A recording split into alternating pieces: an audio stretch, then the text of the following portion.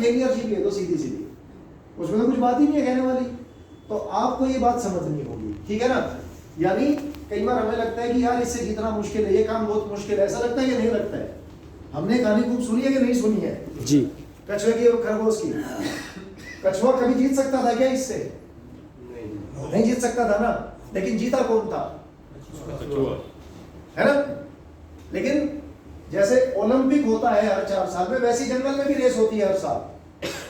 तो जब पहली बार रेस हुई थी तब जीता था कछुआ, क्योंकि वो ओवर कॉन्फिडेंट था और वो अपनी चाल से चलता रहा। लेकिन जब अगले 4 साल बाद के बाद में फिर जंगल में रेस हुई तो अगली बार कौन जीता था? खरगोश जीता था। फिर अगली बार जब रेस हुई तब ये दोनों मिलके जीते थे, क्योंकि उस बार जब वो रेस की जो जर्नी थी उसमें मतलब समतल भी था और पानी भी था। तो इन दोनों ने डिसाइड किया कि जब जमीन पे भागेंगे तो भाई कछुए तू मेरी पीठ पे बैठ लियो, और जब पानी आएगा तो तू मुझे मेरी पीठ पे बैठा लियो, तो अगली रेस सारा दोनों मिल करेंगे।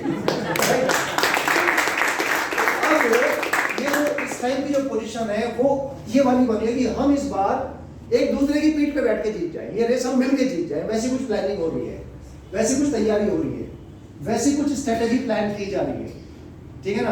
यानी लीडर्स आपके लिए वो सब चीज प्लान कर रहे हैं आज की डेट में, कंपनी वो सब चीजें प्लान कर रही है आज की डेट में, जिससे हम मिल करके ये रेस को जीत जाए। और रेस जीतने का मकसद क्या है हमारा? डायमंडशिप। रेस जीतने का मकसद क्या है हमारा? 2,10,000 हफ्ता। यही तो है हमारी रेस, यही तो है फिनिशिंग पॉइंट हमारा, या इसके अलावा कुछ और है? अल्टीमेट हमारा फिनिशिंग पॉइंट क्या है इस बिजनेस का? 2,10,000 हफ्ते पे पहुंच जाऊं भाई, कैसे भी करके बस, है ना।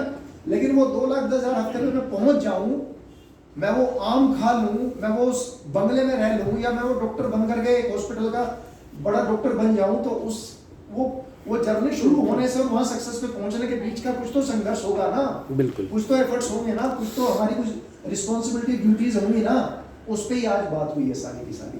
अगर आपने इनको समझ के और इस पे धनाधन हथौड़ा बजाना शुरू कर दिया तो सर ये रेस तो आप जीते ही पड़े हो, आपको कोई रोक नहीं सकता।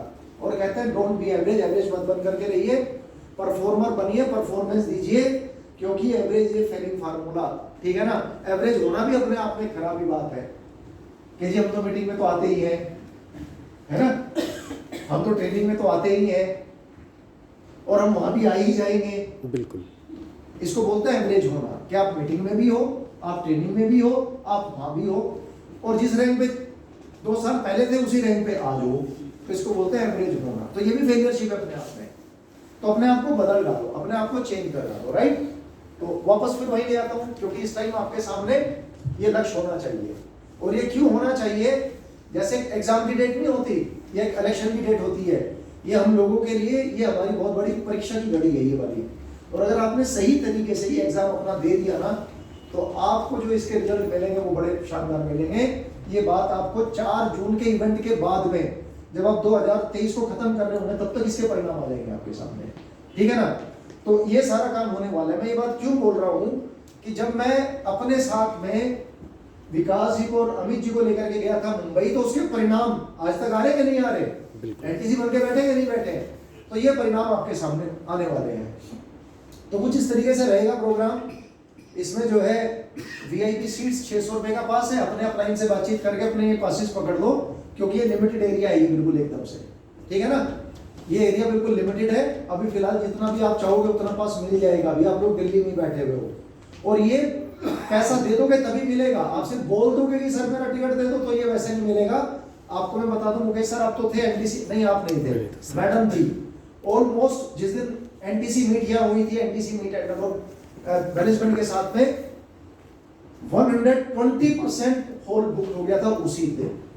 अगर मैं कुछ वीडियोस आपको सुनवा दूं अमित के फोन से, तो जो लोग यहाँ से मतलब 500, 600, 700 किलोमीटर दूर से आ रहे हैं ना, उनकी टीमों का साइज आप सुनोगे तो आप दंग रह जाओगे। जयपुर वाला बोल रहा है जी 3,000 लोग मेरे रहेंगे, पंजाब बठिंडा वाला बोल रहा है जी मेरे 2500 लोग रहेंगे, बिहार वाला आदमी बोल रहा है जी मेरे 1200 लोग रहेंगे, झांसी वाला बोल रहा है जी मेरे 1500 लोग रहेंगे, ठीक है ना। इधर दिल्ली वाला आदमी क्या करेगा इसे समझ लो आप, है ना। और ये कहावत भी है कि दूर का आदमी, जैसे मुकेश जी सबसे पहले आ गए यहाँ क्योंकि सबसे दूर से आए, और जो सबसे नजदीक का आदमी था वो यहाँ पहुंचा ही नहीं अभी तक। जो इस वेन्यू के सबसे नजदीक का आदमी पहुंचा ही नहीं इधर। तो अक्सर यही होगा, इस प्रोग्राम में भी दूर के लोग भर देंगे इसको, लेकिन दिल्ली वालों की आगे नहीं खुलेगी। तो लेकिन अभी भी मौका है, अभी भी जाग जाओ और इस प्रोग्राम को कैश कर लो। आपने अपना टारगेट लिख ही दिया है, मैं मेरा टारगेट आपको बता रहा हूँ, मेरा टारगेट क्या है और जो उस पेपर में भी मैंने लिखा है। 1500 लोग मेरी पावर साइड से रहेंगे इस प्रोग्राम में और 500 लोग मेरी वीकर साइड से रहेंगे इस प्रोग्राम में, और उसमें भी 50 मेरे पर्सनल रहेंगे इसमें। ठीक है ना सर?